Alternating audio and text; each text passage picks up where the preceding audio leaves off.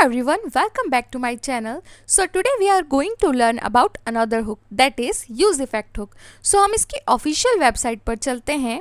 So the effect hook let you perform side effect in function component. Means जब हमें functional component में कोई भी side effect task perform करना हो तब हम use effect का use करते हैं. So what are side effect task? जब हमें डोम को डायरेक्टली अपडेट करना हो या कोई ऐसा टास्क परफॉर्म करना हो जिसमें हमें टाइमर फंक्शन जैसे हमारे set interval set time out function का यूज़ करना होता है, या फिर जब कभी हमें ऐसा कोई टास्क करना हो जिसमें हमें डेटा को फेच करना हो, सो फॉर दिस टास्क हम यूज़ इफेक्ट का यूज़ करते हैं. Okay, so one more thing, if you're familiar with React class lifecycle method, you can think of use effect hook as component did mount, component did update and component will unmount combined. Means जब हम class component पर काम करते थे तब हम life cycle method use करते थे, लाइक हम component did mount, component did update and component will unmount use करते थे. सो ये सब मेथड अगर हम फंक्शनल कंपोनेंट में यूज़ करना चाहते हैं तो हम इसे अचीव कर सकते हैं with the help of use effect hook. So what does use effect do? By using this hook, you can tell React that your component needs to do something after render. Means जब भी render function call होगा use effect use होने ही वाला है. सो चलो अब हम practically देखते हैं. So I will write use effect hook. जैसे ही मैंने इस पर क्लिक किया यू कैन सी वो ऑटोमेटिकली इंपोर्ट हो चुका है.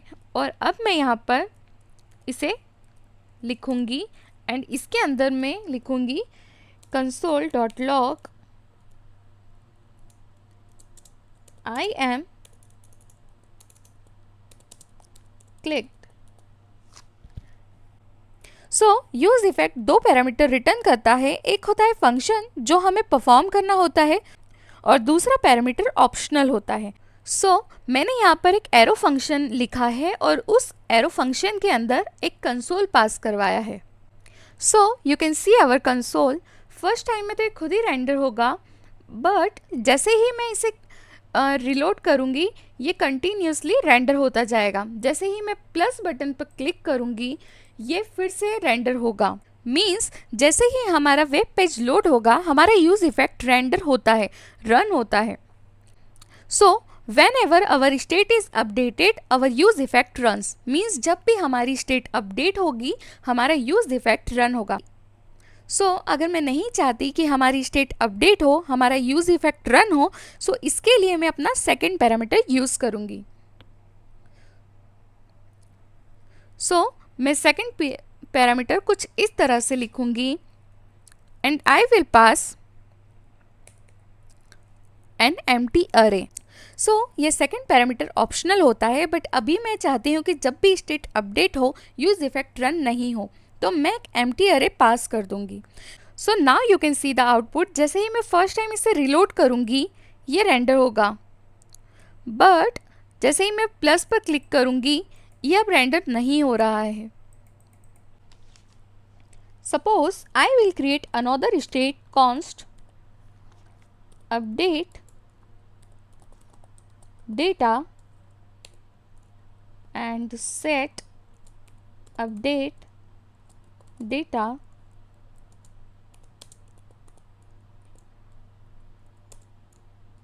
and I will write Gita. So मैं इसे by default initial value Gita सेट करूँगी एंड मैं यहाँ पर एक और बटन क्रिएट करूँगी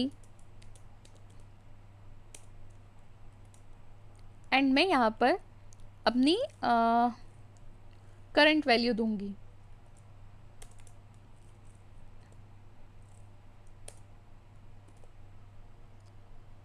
And then I will create a function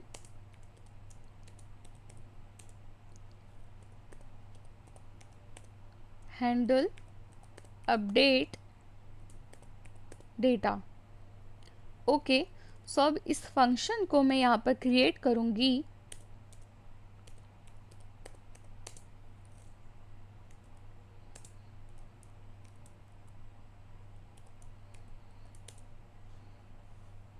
and I will write set update data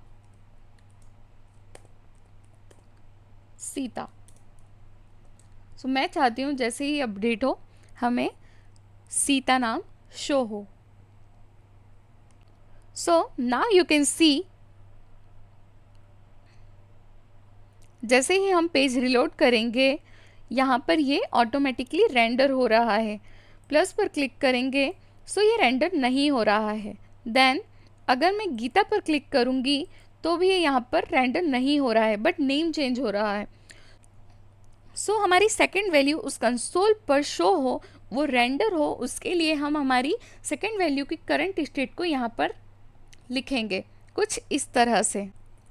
so now we can see, जैसे ही मैं इसे रिलोड करूँगी ये फर्स्ट टाइम में ऑटोमेटिकली रेंडर होगा and you can see addition पर क्लिक करने पर हमें कुछ शो नहीं होगा। सो जैसे ही मैं गीता पर क्लिक करूँगी ये नाम भी चेंज होगा और यहाँ पर रेंडर भी होगा लाइक दिस।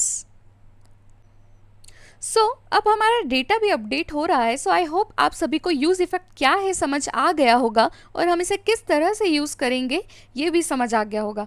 सो आज के वीडियो में इतना ही। So thank you so much guys for watching this video. If you like this video please like, share and subscribe.